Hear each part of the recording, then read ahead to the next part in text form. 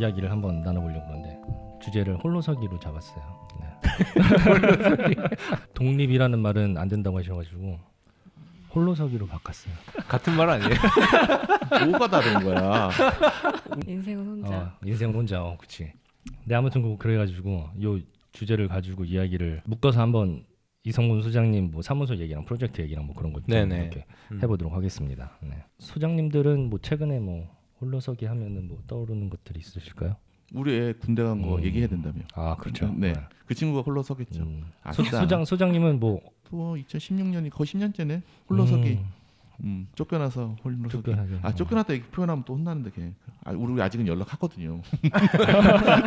일도 같이 하고. 아 그분.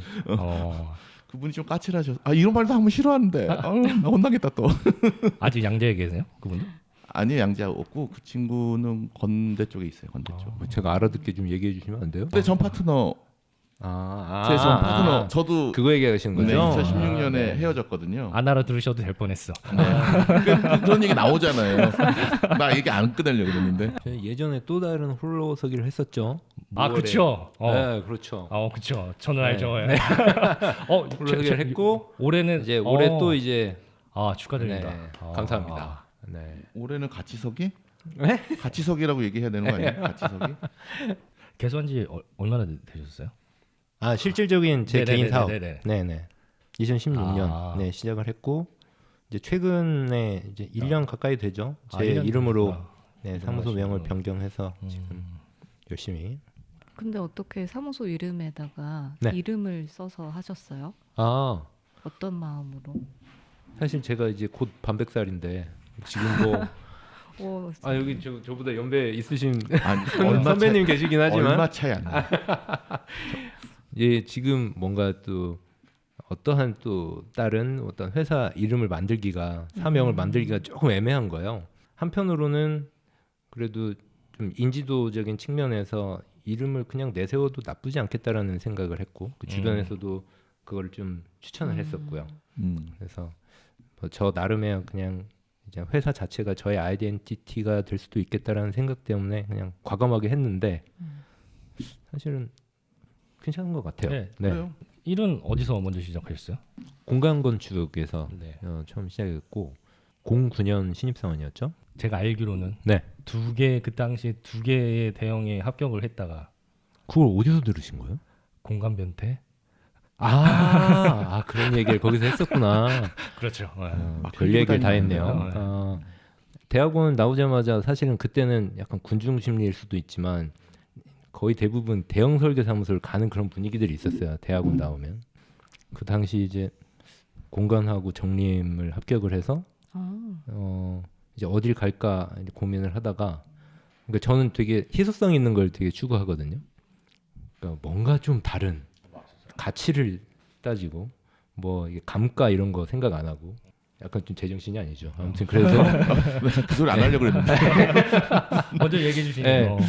뭔가 좀 공간이 있어 보인달까? 뭔가 약간 뿌리가 근간이 있어 보이고 그쵸. 뭔가 약간 스멜도 다르고 뭐 약간 분위기가 다를 것 같은 느낌 때문에 그냥 과감하게 갔고 그래서 거기서 거의 그냥 현상 터키에 완전 시달리면서 살았죠. 3년 반 동안. 그 시기도 현상 시기였구나. 네, 그 요즘 핫한 핫플레이스 있잖아요. 그 헌재 그 앞쪽에 거기에 이제 삼양사 사옥이라는 게 있어요. 그러니까 실제 지금은 그 아라리오 갤러리에 매각이 돼서 지금은 이제 뭐 갤러리로 쓰여지고 있지만 거기가 이제 본사이고 거기는 이제 공간 사랑 뭐 그 몇몇 스튜디오 L이라고 하는 그 이상님 전속 사단이 있었거든요. 근데 그거를 제외한 나머지 모든 설계팀은 삼양사 사옥에 다 들어가 있었고 이제 거기에서 저는 이제 지하층 그러니까 한번 들어가면 나올 수 없는 그런 공간에 들어가서 거의 이제 3년 반 동안 거의 그냥 뼈를 깎듯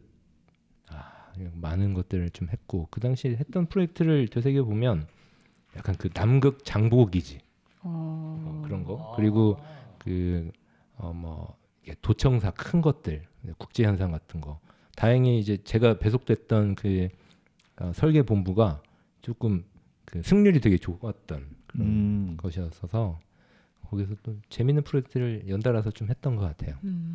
저도 거기서 인턴을 한 번 했었어요. 아 그래요? 그 램프로 되어 있는 네, 맞아요. 거기에서. 네. 학창 시절에. 네, 대학원 시절에 대학원 거기서 때. 인턴을 하고 그 밑에 빵집 있지 않아요? 빵집이요? 빵집 없었나? 없는데. 빵집 있을 때 거기서 잠깐 그러셨구나. 인턴을 했었어요. 원래 둘이 대학원이 같은 거 아니에요? 한양대세요? 한테 나오셨어요? 네. 난 소장님이 그러시구나. 대학원 나오신 줄 몰랐었네. 어머나. 네, 맞아요. 네, 아니, 이정만 선생님 아, 연구실이었어요. 전 서현 선생님. 바로 앞집이네요.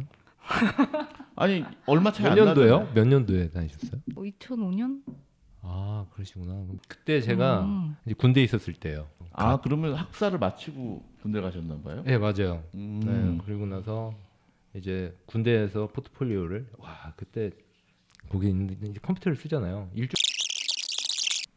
소장님 이름으로 했던 거는 사무소를 네.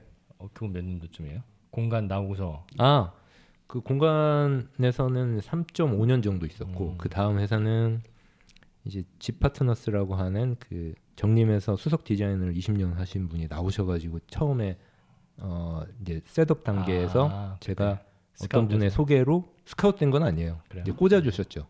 그 당시에 저의 포트폴리오는 말도 안 되는 포트폴리오예요. 제가 공간에서 3.5년을 있다가 사실 2년차 때부터 엉덩이가 들썩거렸거든요. 그래서 막 QC팀하고 왔다 갔다 하면서 도대체 건축이 어떻게 돌아가는 건지 모르겠어 하면서 막 이제 그런 것들을 막 찾아가려고 하는 단계였었는데 저는 이제 작은 사무소에 가고 싶었는데 그래서 그 당시 제가 한 15군데를 지원했거든요. 많이 다 떨어졌어요. 근데 다 떨어뜨렸던 그분들 요즘 만나고 있죠. 네, 어떤 행사나 어떤 자리에 가면 그분들이 쫙 있죠. 그분들은 이제 절 기억 못 하시겠죠. 괜찮은데요? 네. 그 당시에 되게 잘 운영되고 있었던 사무실들은 다 지원을 했는데 다 떨어진 거죠. 다행히 그 당시에 친했던 그 대학원 그 동기가 있는데 그 친구는 정림을 가고 저는 공간을 갔었던 거예요. 그래서 그 친구가 임성필 소장님을 소개시켜줘서 제가 영입이 돼서 이제 일을 하게 됐고, 근데 임성필 소장님이 너무 일을 빡세게 시키셔가지고 한 반년 하다 나왔어요. 근데 소장님이 그러셨거든요. 그러니까 지금 이제 그 소장님이랑 친분이 있어가지고 되게 그분 저를 되게 좋게 봐주셔가지고 너 계속 있으면 반바지 입게 해주고 그러니까 한 달에 한 번씩 술집 데려가겠다 막 이런 식으로 막 저를 현혹시키셨어요. 그래서 그만두기 전에. 네. 근데 저는 이제 큰 뜻을 품고 떠나겠습니다. 그래가지고 나왔는데 좋은 관계가 유지됐다는 게 이제 반증이 뭐냐면 이제 책도 같이 쓰게 됐고 그런 것들이 있었어요. 그리고 나서 갔던 회사는 이제 MLMP라고 하는 이명훈 교수님이 하고 계시는 그 사무소인데 거기는 되게 다양한 프로젝트를 하는 사무소였는데 주택도 하고 호텔도 하고 해외 프로젝트도 하고 그래서 거기서 팀장 뭐 부소장까지 한 3년 내리 일을 하다가 그때도 이제 제가 이제 지인 프로젝트 한 2개 정도를 주택 같은 것들을 이제 제가 수주를 해서 하는 과정이었었고 그러면서 자연스럽게 제 프로젝트를 하게 됐는데 그 전 파트너하고 같이 이야기하는 과정에서 같이 한번 해보자는 제안이 들어와서 그때부터 이제 2016년 6월 9일부터 이제 개인 사업을 시작하게 됐죠.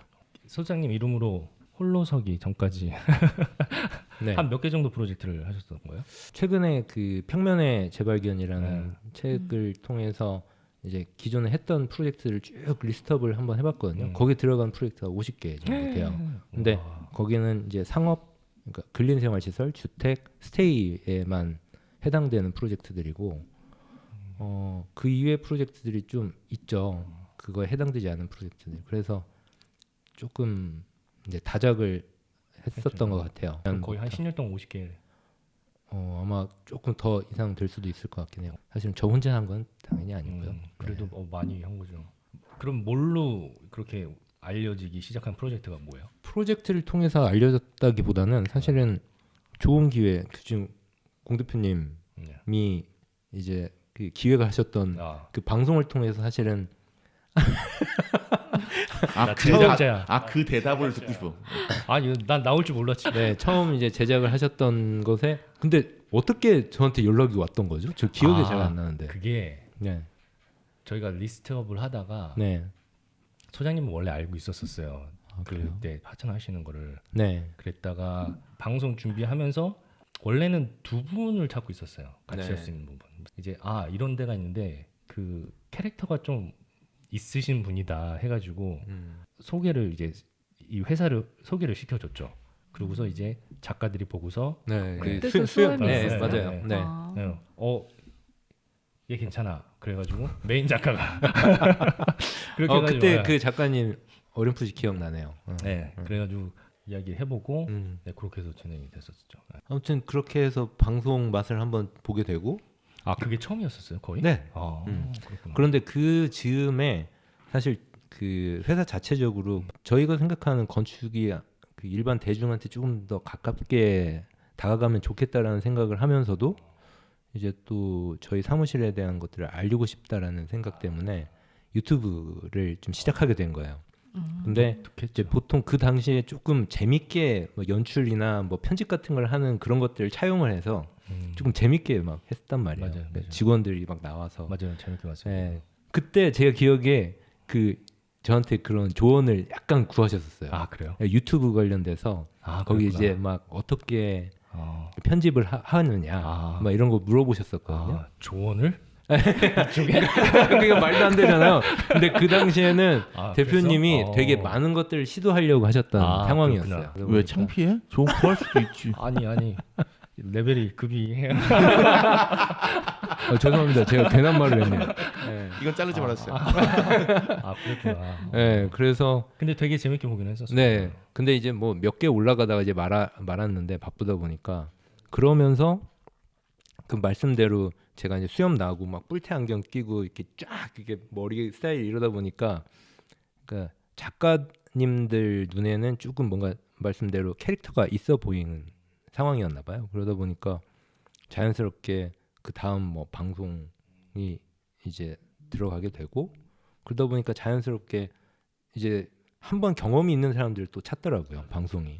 그러다 보니까 또 어디 연결되고 그러다 보니까 사람들이 조금씩 인지도가 생기게 되고 그러면서 조금씩 알려지기 시작한 것 같아요. 방송도 많이 하시잖아요. 요즘에는 안 하죠. 네. 그러니까 몇몇 그 약간 의뢰가 들어오긴 했는데 사실 방송을 통해서 사실 인지도가 쌓인 건 있어요.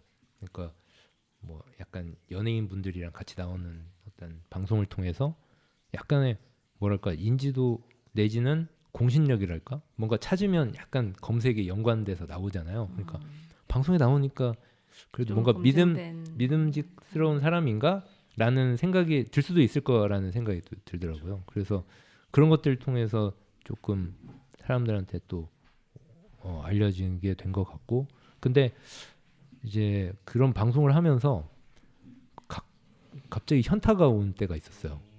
그러니까 약간 막 그 되게 많은 사람들이 사이에서 내가 이야기할 거를 이렇게 그 시점을 딱 맞춰가지고 말을 뱉어야 하고 그리고 제가 관심 없는 것들에 대한 이야기로 막 할 때도 격자지껄 해야 되는 상황들이 뭔가 나는 여기 왜 있지? 막 이런 생각이 들어서 가끔 이제 졸기도 했었거든요.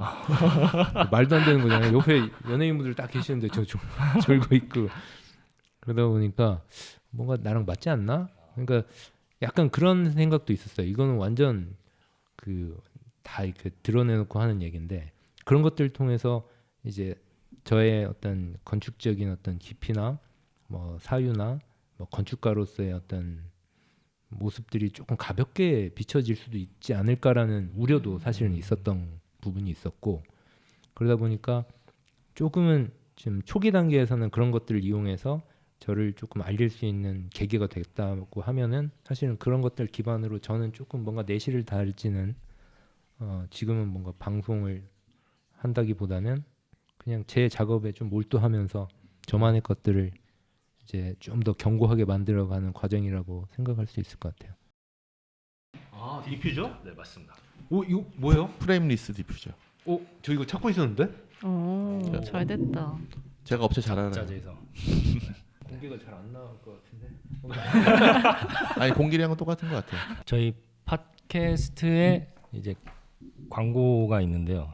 이 팟캐스트를 안정적으로 운영하기 위해서는 광고를 받아가지고 구수익으로 만들어야 하기 때문에 광고를 받습니다. 그래서 제품을 건축 자재 관련된 제품을 홍보하시고 싶은 분들은 저희에게 연락 주시면은 성심성의껏 저희가 지명 광고보다 싼 값으로 네. 효과는 한 그의 한 10배는 될 거예요. 그 정도 됩니다. 네, 자재만 해요? 그렇게 시공사 이거 이런 거. 뭐 시공사도 좋고 건축 관련된 거는 뭐든 다 받습니다. 아 건축사 사무소 되는 거 아니야? 또 신진 건축사 사무소 되고 음식도 되고 다 돼요. 그러니까 음식 뭐나, 좋다. 해주시자고 하고 오늘 소개할 제품은 잡자재에서 이걸 수입을 해서 하는 건 것 같아요. 이게 이렇게 해야 되는 거예요? 아, 타고났어. 이게 잘한다. 잡자재에서 사실은 우리가 디퓨저들이 그 인테리어美관상 항상 아쉽잖아요. 항상 아쉬워하는. 아쉬운데 근데 우리가 흰색을 쓰는 이유는 그 흰색이 제일 감추기 편하잖아요. 네, 맞아요. 그런데 이거는 석고보드 그 자체인 거여서 석고보드로 만들어진 거야. 이게 네. 샘플이라 석고보드로 만든 게 아니라 요 재질이 석고보드에서 도색이 돼요. 석고보드랑 똑같이 되기 때문에 만약에 천장에 도색을 하고 싶다. 그럼 이대로 해가지고 이대로. 이게 사실은 뭐 대공간 설계를 하신 분들은 아시겠지만 이게 천장에 마치 젖꼭지 마냥 막 다다다닥 붙어 있는 이 디퓨저들 이게 사실 정리가 안 되면 고급진 사실 공간감이 그냥 바로 나락이거든요. 근데 이런 제품을 쓰면서 뭔가 이제 디자인적인 부분에 있어서 되게 미니멀한 느낌으로 가져갈 수 있고 실제 이 제품 같은 경우는 기능적으로도 전혀 문제가 되지 않는. 네, 그래서 멋진 설명을 것 같아요. 보면 아주 기밀하고 이중 가스켓을 썼고 그 다음에 공기 역학적인 토출구. 이게 말은 그렇게 써 있어요. 석고보드가 있고 뒤쪽에 이런 기계 장치가 달려 있고 이걸 딱 뒤집으면 굉장히 깔끔한 느낌의 마감이 가능한 어떤 제품인 것 같아요. 디자인적인 부분도 앞서지만 엔지니어적으로도 괜찮다. 그리고 건축가들 부속 자재들. 시공이나 건축가 하시는 분들이 필요로 한 거라서 더 이거는 진짜 안 쓸 이유가 없는 제품이죠. 이거 보시면 이성모 선생님 더 좋아하실 걸. 이런 연결 배관들이 있어서 이런 것들이 훨씬 더 천장 공간을 훨씬 더 작게 우리가 맨날 천장만 싸우잖아요. 맞아요. 그런 것들을 연결할 수 있을 것 같아요. 이런 설명들을 잘 적어 주셔야 우리가 광고를 잘 해주지. 정 대표 똑바로 안 해? 얼마일까요? 그것도 궁금하네요. 가격은 업체에 문의해 주시는 겁니다. 네. 전화번호랑 뭐 이메일 주소는 저희가 더보기란하고 이제 뭐 영상 편집되는 화면 뭐 밑에 달거나 뭐 그러도록 하겠습니다. 설계 사무소나 시공사 중에서도 샘플 한번 받아보시는 것도 뭐 나쁘지 않을 것 같거든요. 저 지금 진행하고 있는 프로젝트가 있거든요. 이거 무조건 쓸 거예요. 네. 한번 잡자재를. 네. 제 예전에 그 조한준 소장님 그 오픈하우스 그 패시브 하우스를 오픈하우스를 하셨는데 그때 그 대표님을 뵀었거든요. 정모 대표님. 네. 그때 인사를 나눴는데 저 기억하시겠죠? 하죠. 돈 되는 분은 알아요. 귀신같이. 이제 제가 하는 작업들이 뭐 조그만 대지에 하다 보니까 전체적인 비례감을 막 생각하면서 하지 않으면 되게 못생긴 건물이 되는 거예요. 그래서 그거에 대해서 되게 좀 그러니까 좋은 비례를 집착하는 거. 밸런스를 잘 맞추는 거는 조금 많이 하신 분들은 자연스럽게 습득하잖아요. 제가 말한 비례감은 근데 거기서 자기만의 비례감을 찾아. 그러니까 한번 비튼다고 표현할까 우리한테는 그런 비례감이 있는 것 같아요. 나였으면 그냥 크게 안 하고 건축주도 오케이 했으면 여기서 멈췄을 비례인데 여기서 한 번 더 만드니까 똑같은 박공이어도 이런 비례로 쓰니까 이 박공이 조금 더 신선해 보인다든지.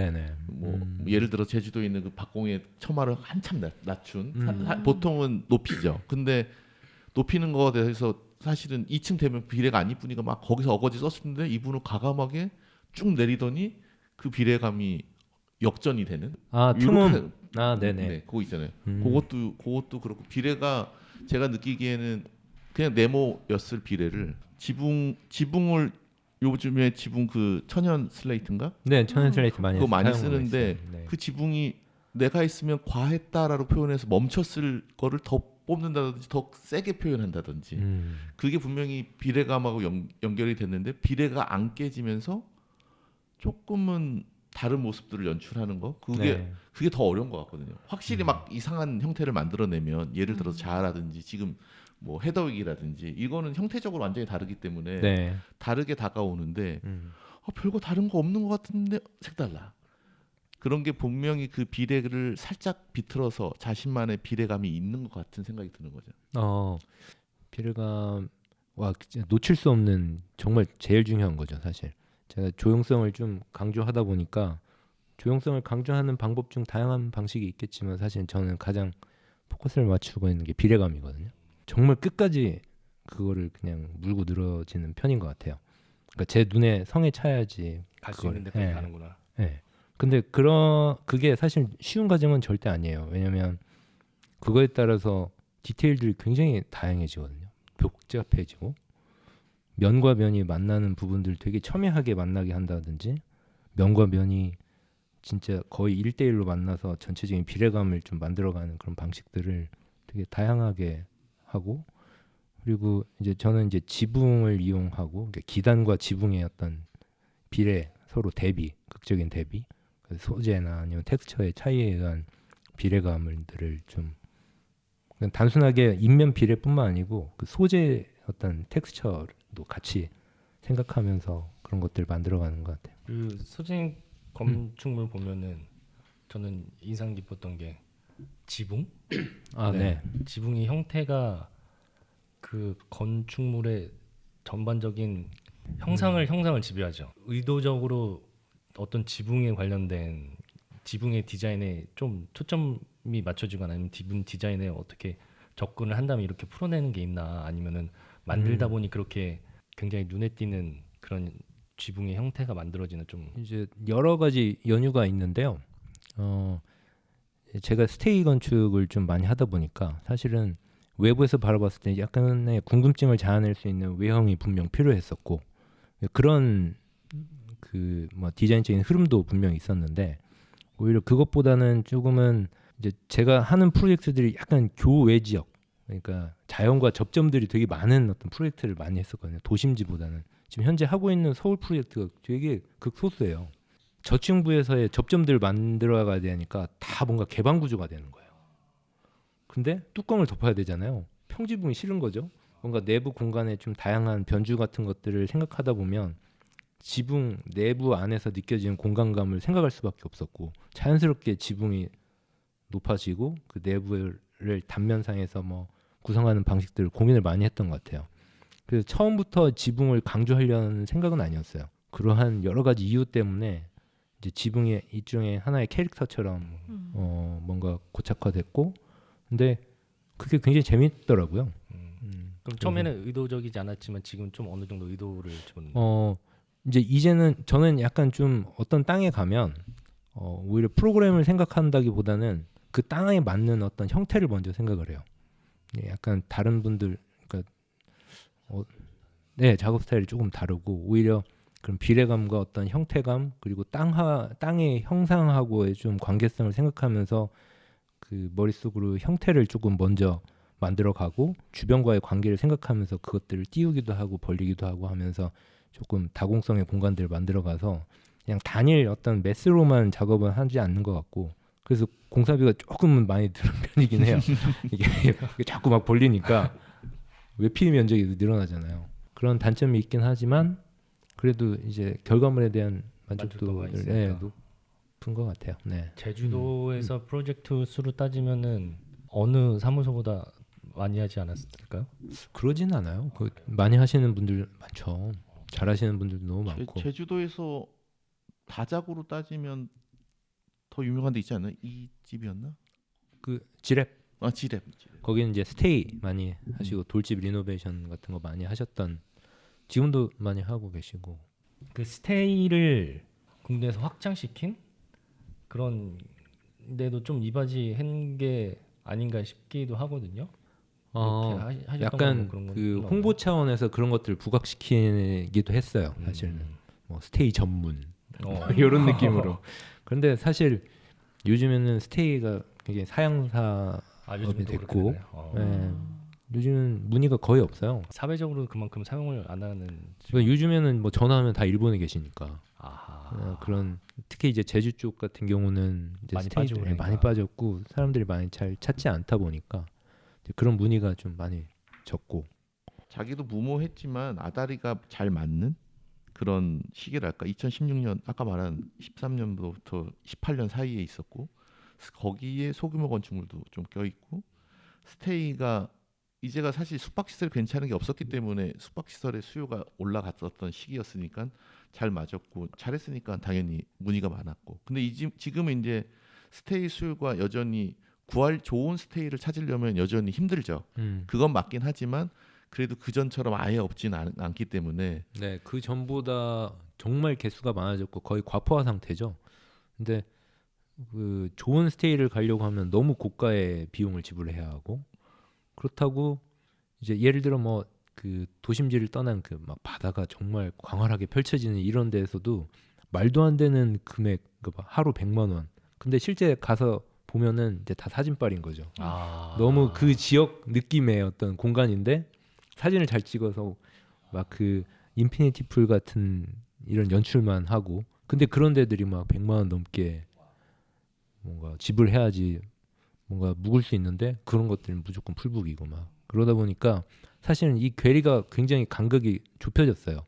그러다 보니 진짜 뭐 디자인적인 어떤 뭐 스테이 그런 것들에 민감한 사람들이 아니고서는 그냥 일반적인 어떤 스테이에서 그냥 충분히 묵을 수 있으니까 그러다 보니까 또 이제 그러니까 설계 문의하는 것들이 건수들이 많이 상대적으로 줄어드는 것 같기도 하고 다양한 그런 흐름이 있는 것 같아요. 사실 스테이가 근데 요소가 많으면 오히려 건축가가 덜 개입해도 되는 경향이 있어요. 근데 진짜 요소가 적으면 건축가가 정말 세밀하게 터치를 해줘야 되는 거지. 그러니까 더 깐깐해지는 거지, 쪼잔해지고.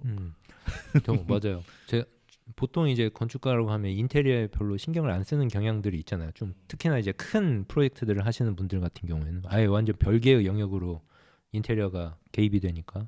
근데 스테이를 하면서 되게 섬세한 작업들을 많이 하게 된 것 같아요. 그러다 보니 뭔가 일이 더 많아지죠. 사실은 더 고된 작업이기도 하고 뭔가 돈을 더 많이 받아야 될 것 같은데 그러진 못하고 근데 거의 빠져들다시피 해서 작업을 해야지만 뭔가 남들과 다른 무언가를 좀 획득할 수 있는 것 같아서 되게 인테리어적인 어떤 관심도도 굉장히 그런 프로젝트를 통해서 갖게 됐던 것 같고 그 공간의 특별한 경험이라고 말씀해 주셨는데 네. 그런 어떤 뭐 예시를 들어주실 수 있는 뭐 그런 게 있을까요? 예를 들어 그 아까 대화 중에 잠깐 나왔던 그 트뭄이라고 하는 그 삼각형 이제 사람들이 보면 다 피라미드라고 하는데 맞아요. 박공지붕이거든요, 여러분들. 다 피라미드. 그러니까 사실 마음에 좀 담고 있었어요. 네. 아무튼 그 피라미드. 네. 그것도 이제 제주는 뭐 지역적인 특성을 담아내는 방식들이 굉장히 다양하겠지만 조금은 그 주변에 그 대지 주변에는 이제 집들이 여러 채가 있는데 그냥 단독주택들이에요. 보통은 이제 도심지에서 하는 것처럼 뭐 철옹성 같은 어떤 담을 이용해서 내부화된 중정을 만들어서 뭔가 개방 구조를 갖기도 하고 그렇게 접근을 하겠지만 저는 이제 담을 치기 싫었던 거죠. 그래서 그럼 지붕을 이용하는 방법도 괜찮겠다. 그래서 제주에는 어떤 대지든지 다 무조건 돌담이 있거든요. 일정 높이의 돌담. 뭐 높이에 다 다르겠지만 제가 설정한 한 900 정도의 높이의 지붕의 끝선의 높이를 맞춰서 외부에서 봤을 때는 실내가 보이지 않고 사람이 실내에서 앉아 있으면은 내가 가지고 있는 대지의 모든 공간들을 시각적으로 확장이 될 수 있게끔 하는 방법을 취하고 있거든요. 그래서 그런 것처럼 조금 공간 구조 자체가 조금 다른. 그래서 가운데서 아예 완벽하게 캔틸레버 구조로 되어 있어요. 그래서 가운데 이제 센터 코어죠. 보통 가운데 이제 코어 있는 것들 센터 코어라고 하는데 거기에 모든 기능실들 다 넣고 주변으로는 아예 완전 프레임이 없는 유리로 다 둘러쳤죠. 예, 그래서 들어가면 좀 뭔가 색다른 공간감들을 느낄 수 있고 예, 그런 프로젝트를 했었는데 그게 또 그 전지적 참견 시점인가요? 뭐 그 전참시인가요? 거기에 영자누님이 나오셨죠. 아, 네, 맞아요. 맞습니다. 거기에 이제 그 프로젝트가 갑자기 등장을 하게 되고 또 그것도 회자되기도 하고 그러면서 예, 뭐 좋은 반향이 있었던 것 같아요. 분명히 본인의 디자인이 그 생경함으로 사람들에게 새로운 공간감이든 아니면 이미지화를 만들어내는 걸 아시는 것 같아요. 그 되게 중요한 성격이죠. 그 특히 스테이 같은 경우는 물론 이제 제주라는 지역성을 담아내는 되게 편안한 방식으로만 뭐 풀 수도 있겠죠. 근데 결국엔 그들도 뭔가 새로운 것들을 경험하기 위해서 그 맞아요. 비용을 지불하고 묵는 거니까 그거를 뭔가 충족시켜주기 위한 하나의 제스처였죠. 최근에 뭐 어떤 그 드라마가 되게 반향이 있으면서 제주도에 대한 관심도가 높아졌다고 하는데 그 아이유가 나오는 그 폭삭 사가 소가수다. 네네 그 전에 이명남 소장님 네. 주제가 폭삭 사가수다. 그새 차용해가지고 되게 트렌디한 분이야. 폭삭 망했어요. 촬영이 폭삭 망했어.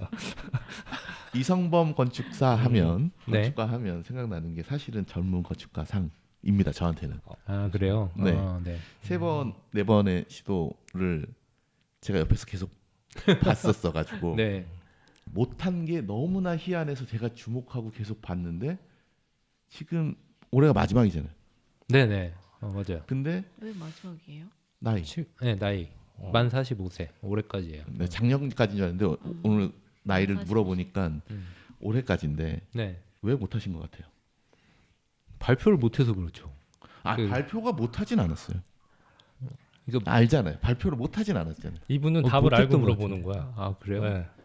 제가 아니, 이렇게 알고 봤는데 발표도 못하고 너무 많은 것들을 이야기하려고 했고, 그러니까 우왕좌왕했던 부분들 그리고 아니야 틀렸어. 아니 우왕좌왕은 맞아요. 우왕좌왕 맞아? 왜냐면 두 사람이 막 이게 서로 이야기하고 있어. 그 우왕좌왕이 아니에요. 그래. 아니 음. 이성범과 전 파트너가 타는 건 너무나 당연한 거예요. 사실은 그때 분위기에는 사실은 인지도 면에서도 작품의 신선함도 내가 보기엔 이제 심사위원이 아니니까 나는 운영위원이니까 그래서 너무나 당연하고 그리고 이게 1등을 주는 상이 아니고 그 그룹 중에 3명을 주는 거라 네. 사실은 신진 잘할 사람을 주는 거 아니야?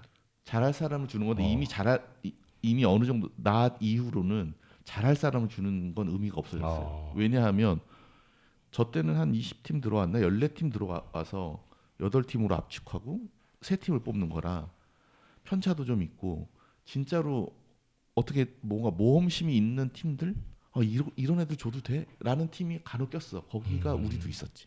우리도 욕 많이 먹었어. 뒷얘기가 많았어. 욕보다는 여기가 받아야 돼? 이런 얘기가 있었어. 근데 받았지. 받으면 땡이지. 근데 자랑하시려고 이야기 꺼내신 것 같아요. 제자랑하고 제자랑 다 하고 근데 2년쯤 뒤가 되니까 제가 이제 운영위원이 됐어요. 우연히. 네. 그때부터 제가 계속 본 거예요. 포트폴리오들을. 그런데 이제는 완성도가 안 되면 어느 정도 올라가기가 힘든 거예요. 구조가 됐어. 너무 개인적으로는 아쉬워요. 그 젊은 건축가들을 육성하기 위해 아니면 좀 뒤에서 뒷받침하기 위해 있던 상인데 이미 성숙도가 어느 정도 완숙도가 있는 사람들이 뽑히게 됐고 제 개인적으로는 완숙미도 있고 신선도도 있고 인지도도 있고 안 타는 게 이상한데 내 기억으로 3년 연속했어요. 4년인지 모르겠는데 4번을 했는지는 기억이 안 나요. 내 기억 속에 3번을 연속하셨어. 4번이에요. 그럼 한 번은 내가 기억을 못 하는 거예요. 근데 3번을 발표하셨죠. 아니요. 4번 발표했어요? 몇 번 했지? 기억도 안 나요. 3번 하신 것 같아. 아니요. 발표 자체는 두 번. 2번 했어요. 2번. 근데 한 번의 발표와 두 번째 발표가 사실은 포커싱을 다르게 잡았어. 근데 만약에 1번 포커싱을 잡은 걸 2회에 발표했으면 됐어. 2번 포커싱을 잡은 걸 2회에 했으면 됐을 수도 있어. 이게 장담은 못하죠. 내가 심사위 안 했으니까. 근데 그 핀트가 안 맞는 거야. 그게 되게 아쉬웠어요. 그 당시에 뭐 심사위원들의 성향에 따라서 많이 좌지우지 되다 보니까 그게 잘 맞지 않았던 것 같기는 하고 뭐 저는 아쉽진 않아요. 그냥 오히려 젊은 건축가의 그 본연의 취지에 맞는 사람들이 돼야 되는 게 맞는 것 같고 제가 지금 뭐 막차 탈 것도 아니고 저는 이제 또 다른 목표를 향해서 가야 되는 사람인 것 같고 아쉽지 않은 사람이 4번이나 냈어.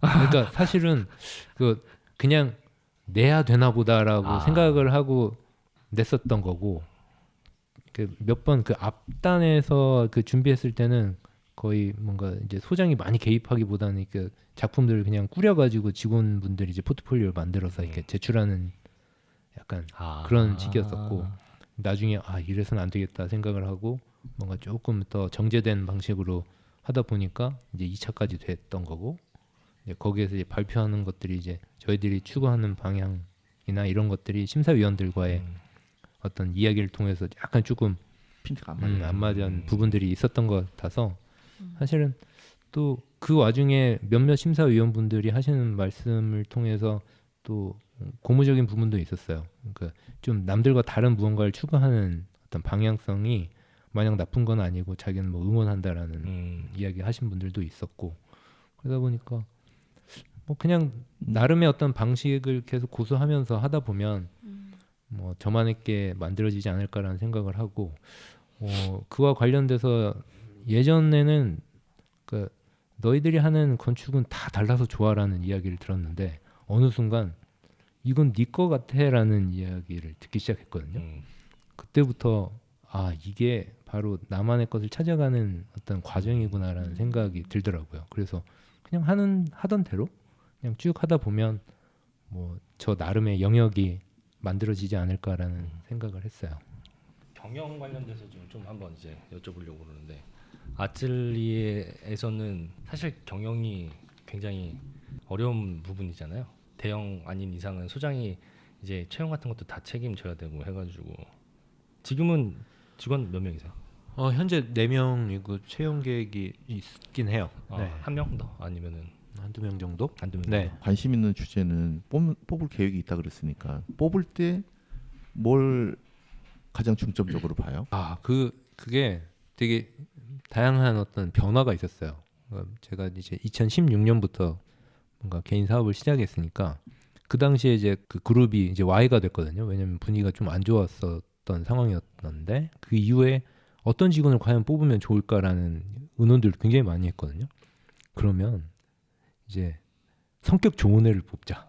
근데 그 이후부터는 이제 성격 좋은 친구들 뽑았거든요. 너무 좋은 거예요. 다들 다 애들이 여기 일하시는 분들이 다 서로 다 친하고 으쌰으쌰하고 너무 좋은 거예요. 그래 역시 어차피 그 건축사 사무소의 그 생리 자체가 한 3년 정도 일하면 다 나가니까 일단은 사무소 분위기 좋아야 되니까 성격 좋은 친구들을 뽑자 이런 식으로 계속 지속되다가 근데 인원이 막 10명이 넘어가고 15명, 17명, 18명까지 가는 과정에서 성격 좋은 친구들만 뽑으니까 어느 순간 이거에 대한 뭔가 안 좋은 뭔가 잘못된 방향으로 가고 있는 것 같은 느낌이 드는 거예요.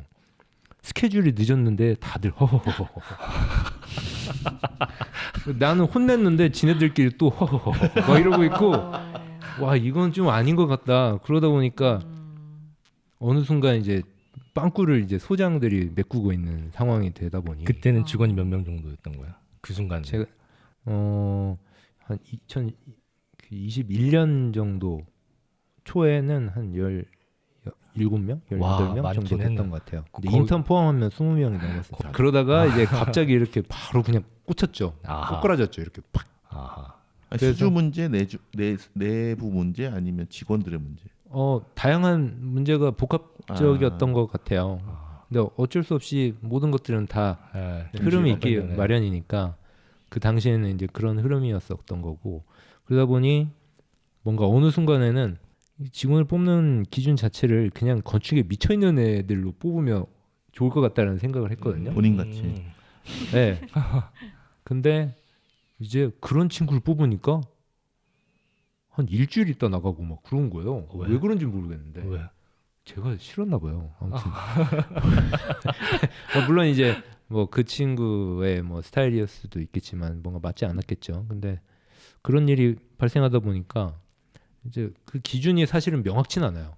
근데 결국에는 이제 오래 있지 않을 거라는 생각 때문에 더욱 더 그러니까 뭔가 성격 좋고 뭔가 그냥 건축적인 어떤 뭔가 이제 역량이나 이런 것들을 너무 크게 보진 않는 것 같아요. 같이 어차피 그룹 일을 해야 되기 때문에 서로 잘 어우러지고 서로 자기의 역할을 충실히 해낼 수 있는 그런 분들을 선호하는 편이고 그러다 보니까 사실은 포트폴리오도 사실 워낙 천차만별이긴 하지만 그 만들어진 포트폴리오들도 많거든요. 그러니까 누군가에 의해서. 그러니까 그걸로써 뭔가 그분을 이제 뭔가 판단하기에는 사실은 좀 위험성이 있죠. 그래서 언젠가부터는 약간 그 대형 설계사무소에서 하는 방식처럼 하루 시간 내서 이제 실시 그러니까 그 실기 시험 같은 것들 한 적도 있어요. 네. 그래서 그런 방식으로 하니까 그래도 무언가 어떤 주어진 과제에 대해서 푸는 방식들을 그대로 제가 적나라하게 눈으로 볼 수 있어서 이분의 어떤 역량 같은 것들을 좀 볼 수 있었거든요. 그래서 채용을 했는데 갑자기 이제 회사가 어려워져가지고 닫아갔어요. 괜히 물어봤잖아. 미안해. 이러려고 물어본 게 아닌데. 아 이거 분량을 잘 뽑히겠는데. 근데 그 직원 뽑는 기준에 건축에 미친 친구들은 네. 그게 어떤 식으로 판별이 돼요? 아 그건 사실은 판별이 쉽진 않아요. 그래서 오히려 저 나름의 기준은 이제 인턴을 통해서 그분의 뭐 어떤 역량이나 어떤 건축을 바라보는 뭐 다양한 어떤 태도나 이런 것들을 일정 기간 동안 좀 모니터링을 하죠. 그래서 거의 대부분 지금 현재 있는 직원들이 다 그런 방식으로 채용된 분들이 그럼 많아요. 한 2, 3개월 같이 일하고서 그다음에 네네. 정직원이 네, 되고 그래서 그런 식으로. 너 마음에 들어 들어와 뭐 이런 느낌으로 채용을 했던 친구들이고 그 전에 있었던 지금 현재 구성원들이 다 그런 친구들이에요. 네. 그 성별 회사가 조그마다 보니까 아틀리에서 성별도 좀 신경을 많이 써야 되는 부분이 있을 것 같은데 그런 거는 크게 성격이 좋으신 분들은 그 아무 문제가 없더라고요. 그냥 나는 개인적으로 개인적으로 네. 그게 이유가 작은 회사다 보니까 네. 그 문제 같은 것도 더 직접적으로 이렇게 와닿을 것 같거든요. 그러니까 큰 회사면은 어떤 문제가 생기고 그러면은 뭐 윗선에 보고가 되거나 아니면은 뭐 그 그룹 내에서 이제 파묻히게 되는데 그 소장 입장이나 아니면 대표 입장에서 근데 작은 회사면은 그거를 이제 인원이 작을수록 같이 일하니까 그런 게 더 직접적으로 연계가 된단 말이에요. 근데 만약 여자 3명이 남자 1명 있거나 네. 남자 3명이 여자 1명 있거나 그러면은 요즘 이제 젊은 세대 흐름상 이게 잘 어울리지 못하거나 뭐 약간 그런 게 소통에서도 좀 자유롭지 못한 뭐 그런 게 있을까 싶어가지고 사실 개인 차이인 것 같아요. 그 크게 뭐 성별 그러니까 구성 인원에 따라서 그런 것들이 뭐 달라지는 것 같지는 않고 그리고 불만이 있으면 사실은 건축사 사무소는 그렇게 미래를 충분히 보장하는 직종은 아니잖아요. 본인들도 알지 몇 년을 여기 있고 나갔겠다. 자기는 어떻게 했다. 그런 나갈 이유가 참 많기 때문에 성격이 안 맞으면 그냥 다른 회사 가는 거죠. 대신 그런 부르기 때문에 우리가 경력직도 그냥 큰 거부감 없이 얘가 왜 때려쳤지 큰 고민 안 하고 바꿀 때 됐지 그러면서 뽑잖아요. 그러니까 여기는 그런 문화가 있는 데라서 좀 안 맞으면 일주일만 해도 때려치잖아요. 그런 것 같아요. 그럼 이렇게 물어볼게요. 여성 직원이 편해요? 남성 직원이 편해요? 저는 아무래도 이제 동성이 편하긴 하죠. 그래서 지금 현재 구성원인 그 3명 다 그 해병대 출신들이에요. 아하. 그래서 예 알겠습니다 소장님 뭐 이런 느낌이에요. 아하. 그래서 그런 부분들은 있는 것 같아요. 네. 그건 있는 것 같아요. 지금 현재 구성원들이 다 P거든요. P. 네, MBTI? 다 P예요. 네. 근데 이제 J가 부족한 거예요. 애들이 다 성격이 좋고 그냥 무계획이에요. 그러니까 그나마 제가 그걸 다 잡고 있긴 한데 사실 저도 P가 ENFP예요. 그래서 이제 J가 너무 이제 그리운. J가 뭐예요? J가 그러니까 이제 계획형이에요. 그래서 아틀리에들이 직원을 뽑는 좀 노하우나 뭐 그런 걸 하나 알려주신다면 뭐 그런 게 있다면. 우스갯소리로 약간 이제 관상을 본다고. 관상 나왔어. 관상은 과학이다. 재활군 되나요? 좀 바로 채용하고 싶습니다. 오 마이 갓. 이래 수주를 잘하는구나. 잘하는 이유가 있었어 수주를. 그러니까 아무래도 좀 많은 분들을 이제 대하다 보니까 자연스럽게 그런 노하우죠. 예, 그렇게 그런 자연스럽게 체득되는 그런 부분인 것 같고 그건 뭐 우스갯소리고요. 사실 그것보다는 자연스럽게 대화하는 과정에서 그분의 어떤 역량이나 이런 것들이 자연스럽게 드러나게 되니까. 아니 난 근데 경영을 물어보고 싶은 포인트가 있어요. 뭐냐하면 나도 이제 규모를 제일 키웠을 때가 한 6명 직원이 6명 정도였는데 지금 한 3명이고 근데 5명 6명 넘어가니까 아 격리가 있어야 되나?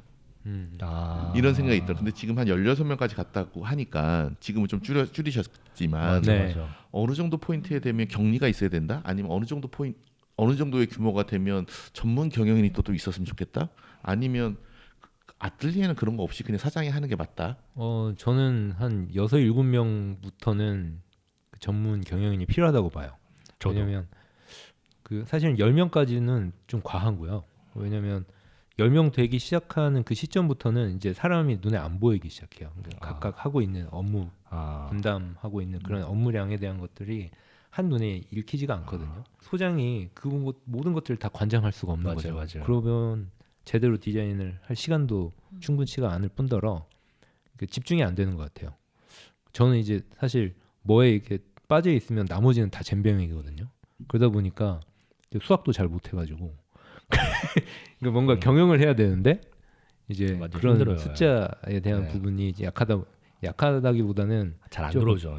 예. 예, 그걸 약간 등한시한 부분도 있기도 했고 그러다 보니까 아무래도 뭐 적절한 금액을 좀 투자하면서 그런 전문적인 어떤 운영 관련한 부분들을 하다 뭔가 이렇게 분배하다 보면 훨씬 더 그 기회가 생길 수 있는 것 같아요. 더 많은 어떤 그래서 저는 그거를 조금 긍정적으로 봐야 할 것 같고 최근에 그 친분이 있는 소수 건축 거기도 그 인원이 많지는 않은데 전문 경영인을 고용을 해서 하고 계시다고 하더라고요. 그래서 이제 다음 주에 저희 체육대회 하거든요.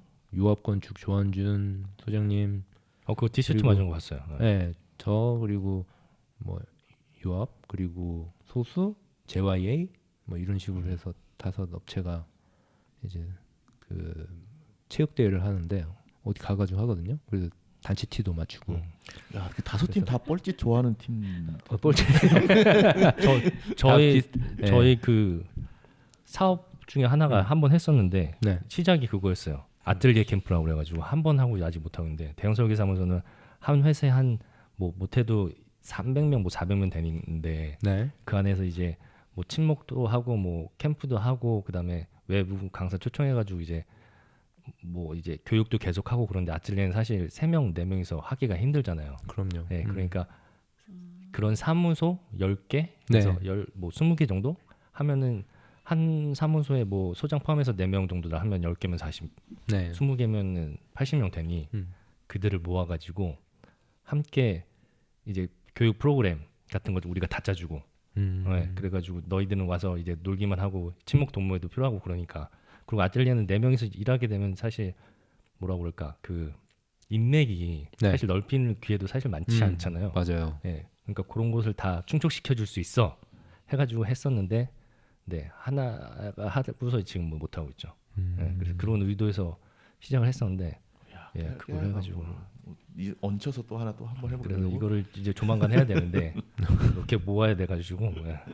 그래서 되게 좋은 거 하시는구나 그렇게 생각을 했었죠. 아니, 놀기 좋아하는 팀들이 딱 들어보면 조한주 소장님도 그런지 몰랐는데 조한준 소장님이 되게 열려 계신 분이어서 그러니까 저하고 연배가 좀 이제 있잖아요. 네, 10살 차이시거든요. 이명란 소장님보다 69년 낮으신구나. 네, 69년생이시니까.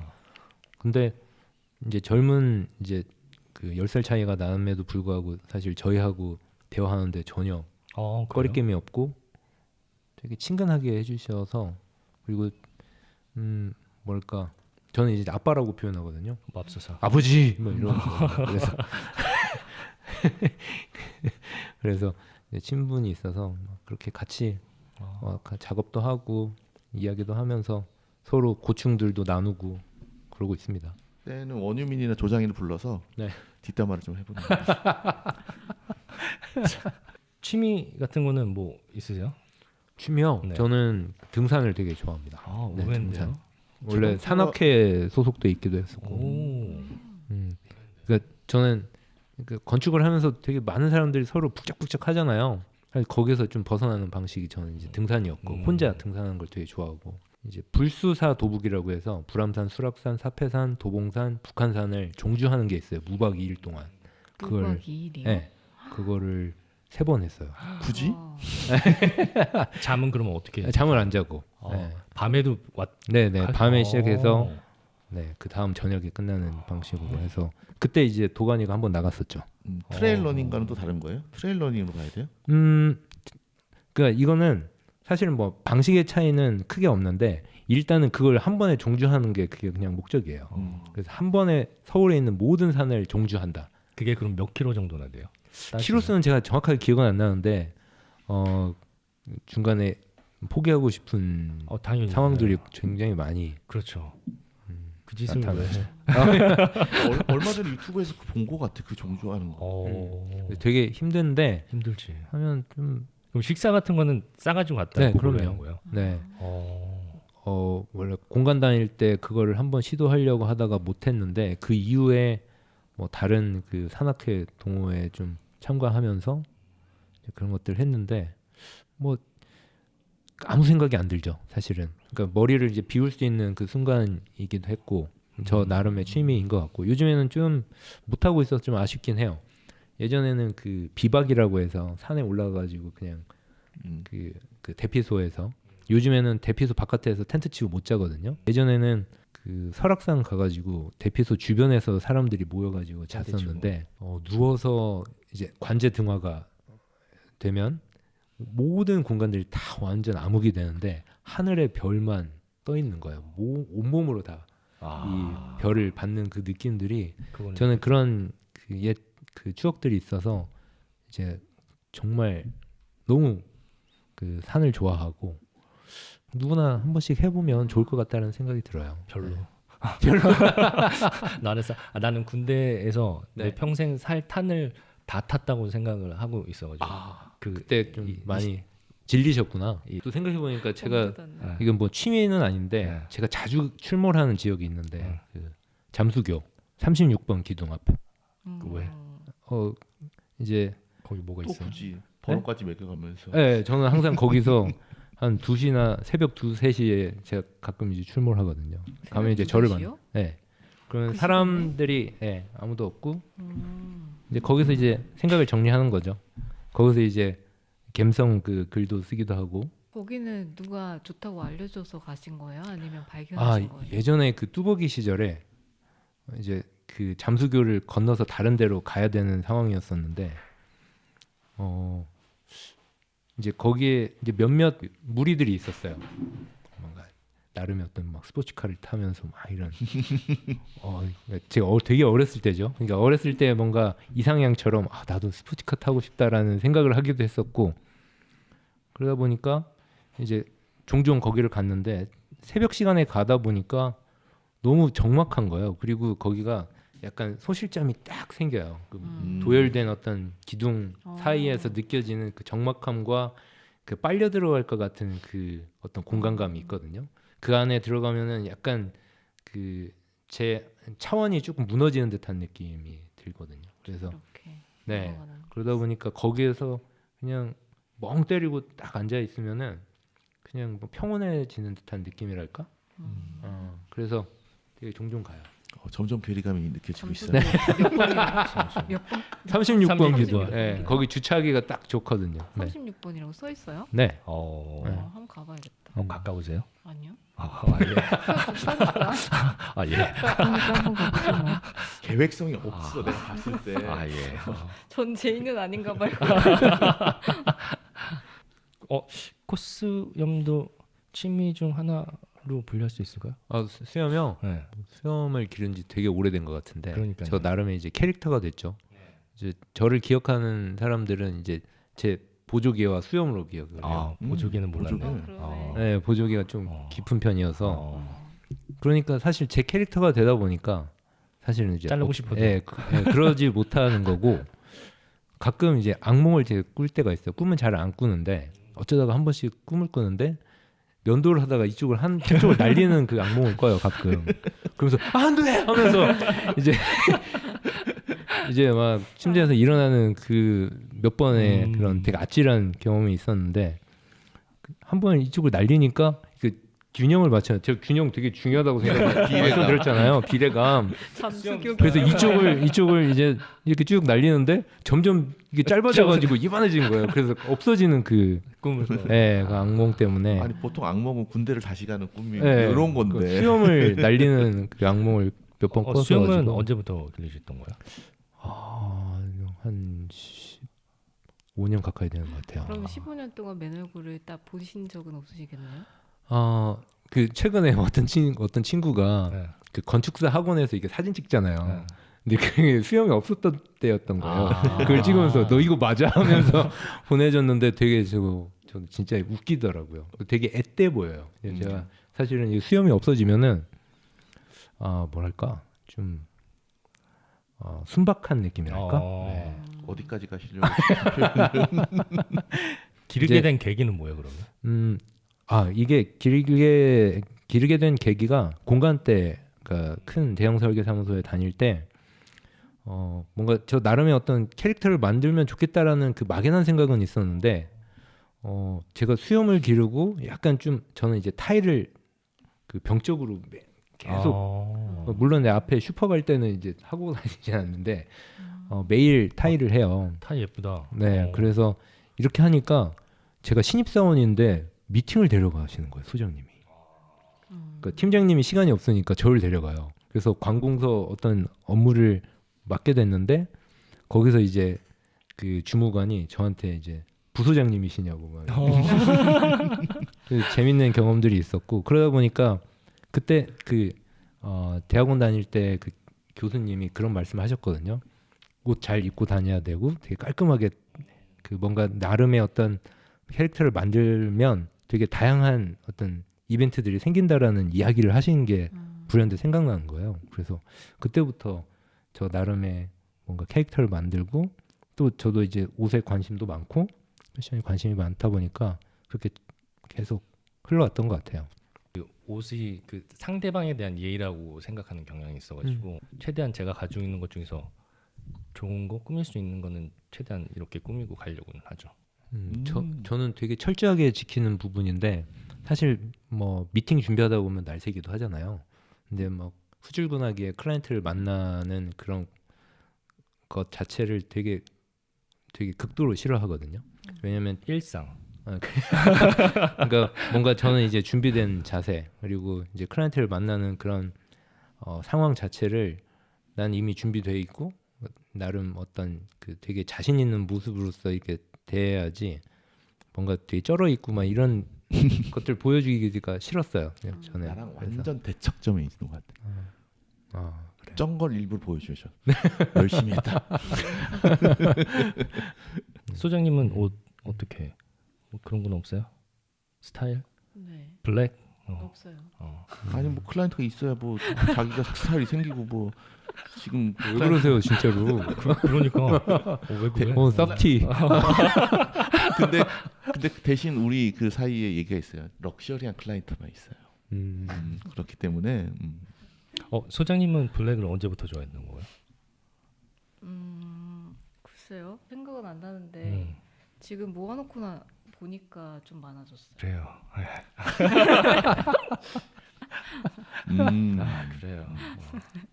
근데 나는 왜 이렇게 갖춰지고 예의를 갖추고 최상의 모습을 보여주는 걸 싫어하진 않고 내가 못하니까 아예 안 하는 거거든요. 그게 왜 그렇게 생각하냐면 나는 소장님 귀찮아서 안 하는 거라고 생각해. 아니 그건 내 성격이죠. 그러니까는 그거를 계속해서 차려 입고 하는 거에 상대방이 좋아할지도 알지만 내가 그만큼 가기에 내 에너지가 거기에 없어. 그렇기 때문에 안 하기도 하는 거지. 저도요. 그렇기도 한데 왜냐하면 나는 이미 이 많은 결정 과정에서 설계하는 과정에서 결정을 해야 되잖아. 하루도 몇 번씩 결정을 해야 되는데 그 결정에 놓이는 상황이 나한테 스트레스인가 봐. 난 아침에 일어나서 뭘 입지? 아니면 그 전날 이런 상황이니까 이런 걸 입어야지라는 상상을 하는데 나한테는 스트레스인 것 같아. 그래서 똑같은 옷, 똑같은 셔츠 똑같은 바지.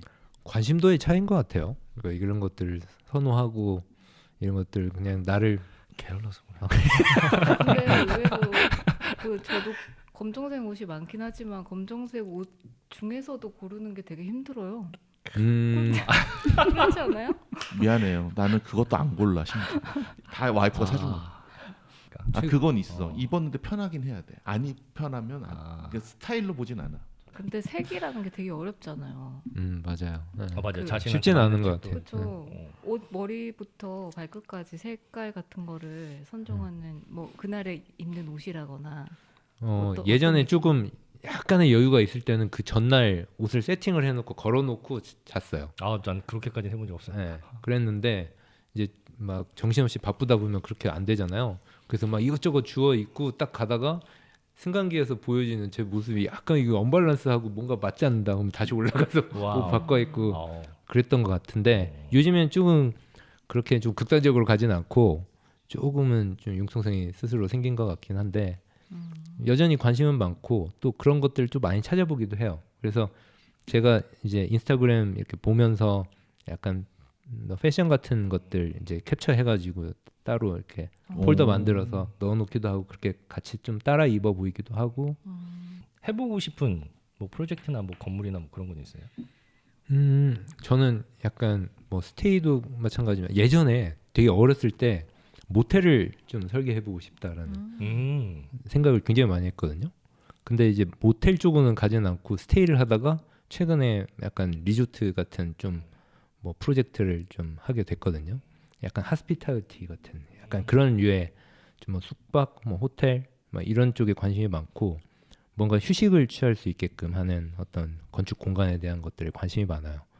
그래서 사실은 뭐 일반적인 어떤 건축 공간에서 그냥 보편화된 어떤 건축물 안에서 느껴지는 공간감과 어떤 느껴지는 어떤 감성이 많이 다르잖아요. 그런 공간들하고.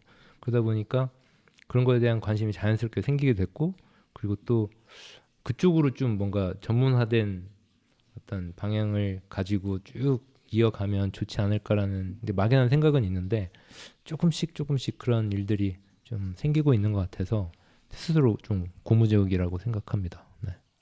그쪽 방향으로 하고 싶어 한다고 들은 적이 거의 없는 것 같아요. 아 그래요? 사실은 그쪽으로 특화되어 있는 회사들이 굉장히 많죠. 켄 민성진 소장님 같은 그러니까 대형 어떤 리조트나 아니면 고급 어떤 공간들에 대한 것들을 하시는 분들이 딱 특정돼 있잖아요. 근데 그분들은 프로젝트가 그런 프로젝트였으면 좋겠다가 아니라 그냥 좋은 건축을 내가 잘 모르니까 표현하다가 보니까 그쪽으로 간 것 같은데 이렇게 대놓고 휴식의 공간에 대해서 얘기한 그러니까 휴식을 하더라도 사유원 뭐 이런 것들을 조금 그런 류를 많이 이제 건축가들은 떠오르게 되는데 리조트라든지 직접적인 진짜로 웰니스라든지 이런 걸로 포커싱을 잡고 그거를 입 밖으로 내뱉으신 분은 처음 보고 나는 처음 듣는 것 같은데. 아 그래요? 네. 제가 또 그런 거에 관심이 많기도 하거니와 이제 항상 또 스스로 지쳐 있잖아요. 막 모든 것들을 다 막 쏟아붓는 일상이다 보니까 결국에는 건축이 그런 것들을 치유할 수 있는 무언가가 돼야 된다고 하면은 결국엔 뭐가 될까라는 귀결점이 있었던 거고 결국엔 그게 약간 그거하고의 관계성이 있지 않을까라는 생각이 들어서 그걸 하고 싶어요. 관심도 많고. 그 소셜 미디어 뭐 인스타그램 같은 거는 거의 굉장히 뭐 팔로워 수만 따지면 굉장히 좀 독보적인 위치에 있지 않나요? 그게 많은 건지는 잘 모르겠는데 주변 분들보다는 조금 상대적으로 있는 것 같고 사실은 그 인스타그램이 저한테는 굉장히 중요한 매체예요.